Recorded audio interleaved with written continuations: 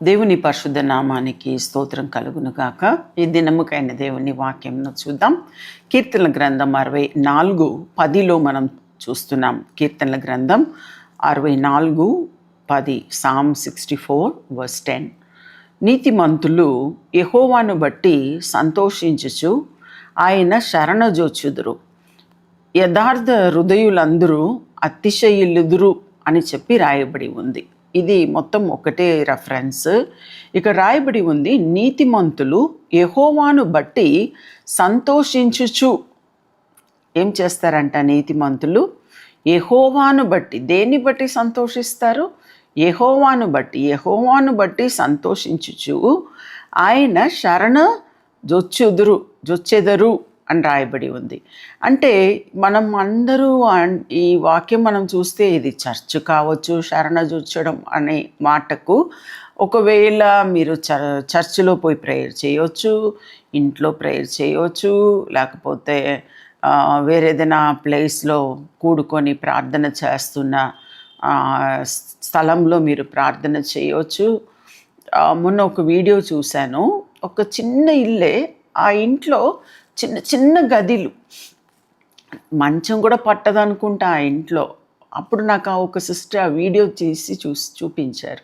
అది చూస్తే ఎట్లా ఉందంటే, నేను అనుకుంటా ఒక్కొక్క గదిలో ఒక 20 మందియో 25 మందియో అంతే కూర్చోగలుగుతారు, అంతకన్నా తక్కువనే ఉండవచ్చు.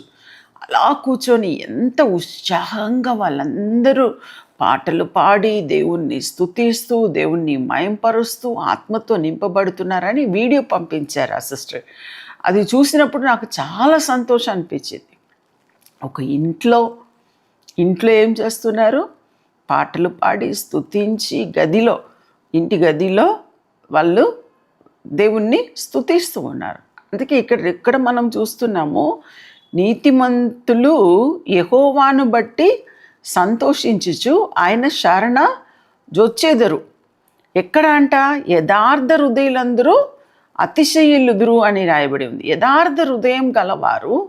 మీరు దేవుణ్ణి స్తుతించాలంటే ఎక్కడైనా స్తుతించవచ్చండి. అందుకే చర్చికి వెళ్ళొద్దని నేను చెప్పట్లేదు, వేరే ఎక్కడైనా మీ ప్రేయర్ మీటింగ్కి వెళ్ళొద్దని నేను చెప్పట్లేదు. నేనేమంటున్నానంటే, you can worship God in every places. ప్రతి చోటు మీరు ఏం చేయవచ్చు? దేవుణ్ణి ఆరాధించవచ్చు. నేను ఒకసారి ఇండోనేషియా వెళ్ళాను. ఇండోనేషియా ముస్లిం కంట్రీ అండి.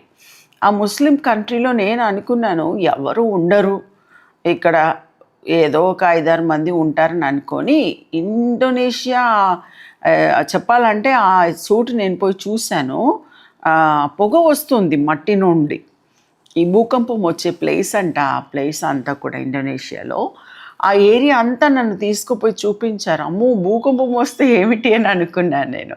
అంత ప్లేస్లో కూడా ఒక చిన్న చర్చే, అంటే 2-3 చర్చెస్ ఉన్నాయి. ఒక చిన్న చర్చ్కి వెళ్ళాను. ఆ చిన్న చర్చ్లో పోతే అందరూ మోకాళ్ళు ఉండి చేతులు పైకెత్తి, చిన్న పిల్లలు మొదలుకొని పెద్దవారు వరకు కూడా దేవుణ్ణి స్తుతించి ఆరాధించి, వాళ్ళందరూ ఎంత సంతోషంగా వాళ్ళు దేవుణ్ణి స్తుతించారని చూసినప్పుడు ఇప్పుడు నాకే సిగ్గు అనిపించింది. అయ్యో, మనం కూడా ఇంతగా మనం చేయట్లేదు కదా అని నాకు అనిపించింది. అంటే మనము దేవుణ్ణి స్తుతించాలన్న ఆశ ఉంటే చాలు, మీరు ఎక్కడైనా స్తుతించవచ్చండి. అందుకే రాయబడి ఉంది, యథార్థ హృదయులందరూ అతిశయిల్లుదురు అని చెప్తూ ఇంకా రాయబడి ఉంది, యెహోవాను బట్టి సంతోషించుచు ఆయన శరణ జొచ్చెదరు. అంటే యెహోవాను బట్టి మీరు సంతోషించచ్చు, దేవుణ్ణి బట్టి మీరు సంతోషించండి, దేవుణ్ణి బట్టి మీరు స్తుతించండి, దేవుణ్ణి బట్టి మీరు అతిశయించండి, దేవుణ్ణి బట్టి మీరు ఆయనకు శరణ జొచ్చి మీరు ఆయన సన్నిధిలో మీరు వేచి ఉండండి. తప్పకుండా దేవుడు మిమ్మల్ని ఆశీర్వదిస్తాడు. ఇంకా రాబోయే దినాల్లో కూడా నూతన సంవత్సరంలో కూడా దేవుడు మీకు తోడి ఉండి మిమ్మల్ని దీవిస్తాడని నేను తప్పకుండా నమ్ముతున్నాను. ఆ రీతిగానే దేవుడు మిమ్మల్ని దీవించునుగాక. ప్రభువానికి స్తోత్రం చెల్లిస్తున్నాం.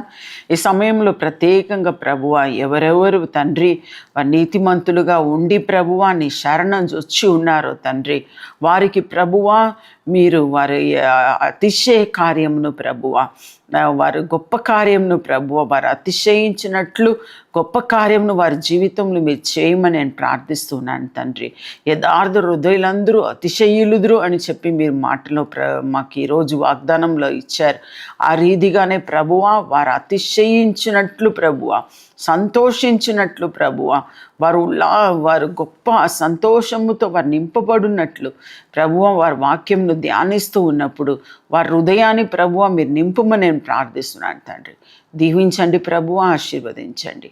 యేసు నామములో అడిగి ప్రార్థిస్తున్నాము తండ్రి. ఆమేన్.